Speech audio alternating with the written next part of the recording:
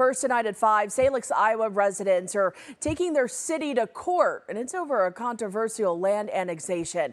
Land that could one day hold a Google data center. A group of Woodbury County landowners has filed a petition in district court claiming a Salix, Iowa annexation broke the law when it approved a 900-acre expansion of city limits. KTIV's Sophie Wyckoff joins us now with more on the development. Sophie. The petition alleged the city of Salix, Iowa violated state annexation laws, and 3 Woodbury County landowners want the court to declare the annexation defective and void. That annexed ground is now at the center of a much bigger fight over a possible Google data center. Janet Yannick lives near the site and is one of the petitioners. This data center will be directly across the street in my front yard.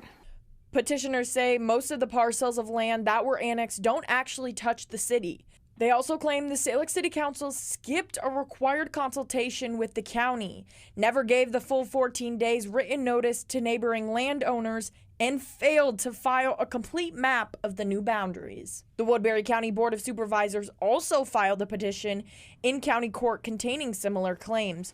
Board Chair Mark Nelson says supervisors came to a consensus that Salix didn't meet the intent of state zoning laws. So the board asked County Attorney James Loomis to seek a judicial review. That petition was filed on Monday. We will let a judge decide if Salix did this correctly or not. Back on July 9th, during a Salix City Council meeting, Mayor Kevin Nelson insisted that the council followed state law, quote, every single step of the way, end quote. The next Salix City Council meeting is Wednesday, August 12th. That's when the City Council is expected to take up the possibility of a data center moratorium. In studio, Sophie Wyckoff, KTIV News 4.